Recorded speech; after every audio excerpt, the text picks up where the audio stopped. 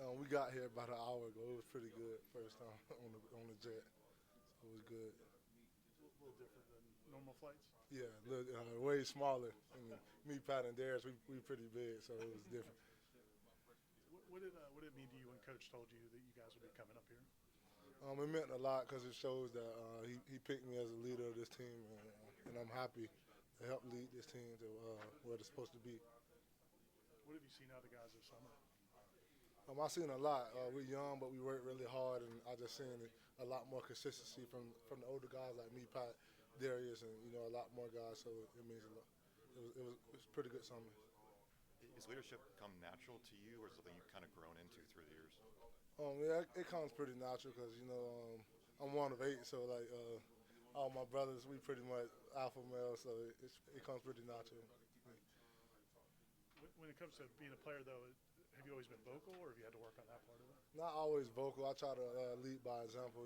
Let everybody see it. So I lead kind of different than some other guys, but I get the job done. You personally had such a good year last year and started every game. Like, what were things you wanted to work on this offseason? Just being in the best shape possible because I know I'm gonna have to play a lot more, and just being more consistent. Every route, every play. And that's the main thing. Just being consistent and in the best shape I ever been in. Seeing Fisk get drafted so high, how exciting was that for you? I seen everything he done, so I can do the same thing. I seen the stuff off the field, him what he ate and what he did in the training room, so I can follow the same plan he did. What, maybe more specific, like what did he do in the training room? What did he eat? Like what's a day look like, or what did you specifically maybe learn from him? He lived in the training room. You go in there in the morning, he's in there. After practice, he's in there. So I'm gonna try to do the same things every morning, and after practice, just spend them extra hours in there and in the film room with Coach Odell and things like that. You weren't healthy for the bowl game, and a lot of guys couldn't play for different reasons. How difficult was that day, that experience, and when did you move past it? It was pretty difficult because I wanted to be out there with my guys, and it was hard to get over it because that was a bowl game, and I really wanted to play against Georgia, a big team like that. But it is what it is. Everything happened for a reason, so I didn't beat myself down on nobody, didn't blame nobody. So it was hard. And as a team, were you guys over what happened at the end of last season, or were you? No, not really. We pretty pissed off, but it's everything happened for a reason. So this year we'll try to get back and do what we can and get to where we're supposed to be. Is that an off-season talking point that you guys want to make a run at the ACC title and be in that 12-team playoff? Oh, yeah, we definitely gonna make the run, and we definitely gonna be in that 12 team. That's a no-brainer. We pissed off. The older guys, me, Pat, Daryl, Darius, and all the guys. Like we know what we deserve, and we're gonna try to get there. Some people will see that you guys had 10 guys drafted and some other guys signed as free agents, and I wonder if you guys can reload. When you see what the coaches brought in, do you feel like? We definitely gonna reload. It's gonna be the same thing this year, and we're gonna do the same thing or even better. And I think we reloaded. The younger guys, we don't really look at them as young guys. We just look at them as like the next players up. We don't. You haven't lined up with Daryl in a game in some time. Do you remember how far back that was and what you guys did together? My senior year of high school, I know we had 8 shutouts, so we're gonna try to do that again. It's gonna be fun. It's gonna be fun to watch.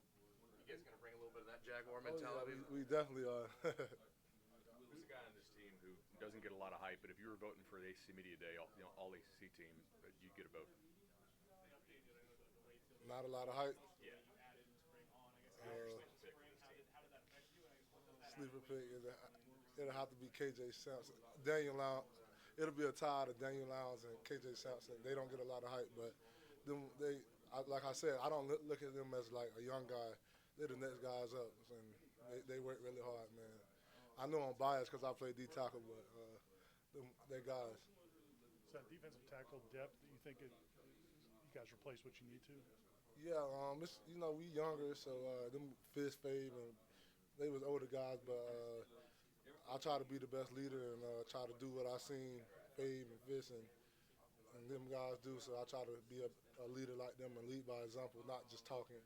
You can't lead from the back, so I try to be in the front and do everything right around them. What did you think when did you know Marvin at all before he came here? No, I didn't really know him much, but can see now he's a hard worker, and he came about his business. Can you tell us about the chain? Yeah, this is my last name. This is my dad name. This is my mom, and I got them on the back too. Did you have it made in Miami before last season. When you guys, we saw some of the videos of you and Daryl working on your own. Is this the hardest you ever worked in this offseason? Yeah, this is the hardest I ever worked because I try to do the little things like even if I'm not sore or anything, I know I try to go in there and do prehab and try to beat that because I know Coach Norvell fall camp is pretty hard, so I try to get ahead of things like that and watch more film, and then I try to run extra and things like that, trying to be in the best shape. Your body's changed so much throughout your career. You came in kind of thin and then put on weight, and now you look like. I mean, is this the best you've ever felt? Yeah, this is the best I ever felt. I'm about 307 right now, and last season I played at about 316. So I'm gonna try to go in the season about 303, 302, and just be in the best shape of my life.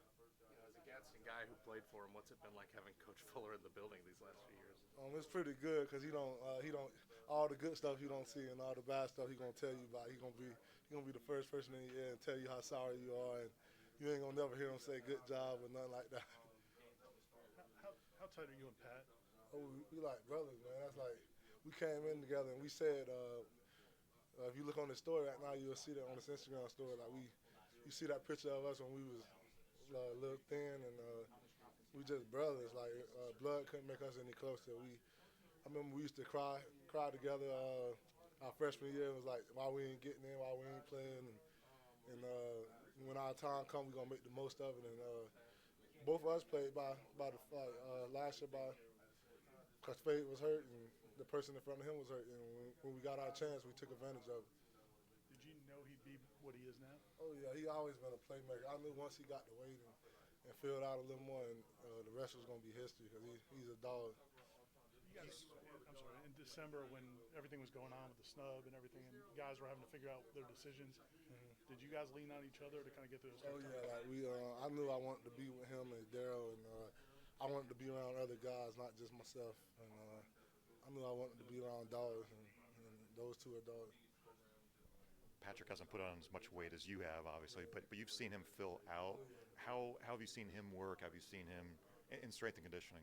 I remember Pat came in, he was like 208, and I was like, damn, we getting a DN that's 208, and now he's 260. So like, you look at his body, you could just look at it. I mean, you don't have to really say much.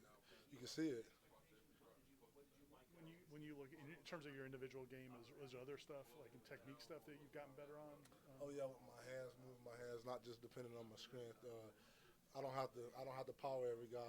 I know I can move good for my size, well for any size, and I know I can use a little more finesse and use my quickness, just overwhelm them, just outlast them.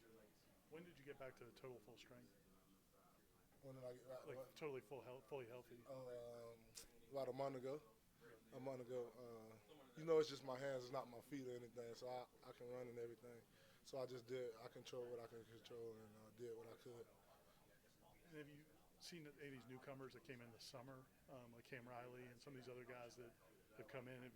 Are they adapting quickly? Oh yeah, they are. They're doing pretty good. I can tell you somebody that's gonna be real good is Elijah Moore. He gonna be special. I could just see it in Malik Benson, the extra hours they put in. Them boys gonna be special. Have you gotten to know DJ much since he got here? Yeah, he's very cool. We hang out outside of football, and I can tell like he's just real humble and down to earth guy. And I can tell he wants to lead. He don't want to just talk. He wants to lead us by example. And he's just a great guy. Reminds me of Jordan Travis. Like you ain't gonna hear them scream or anything like that, but they're gonna lead by example. He played really well the last time he played against you guys. Yeah. What was he like as a player to go against? Hard to bring down. I remember Coach Odell screaming because he broke a few of our tackles and just a big quarterback and pretty good. On and off the field, what has Odell meant to you as far as a person and a player in development? He meant everything.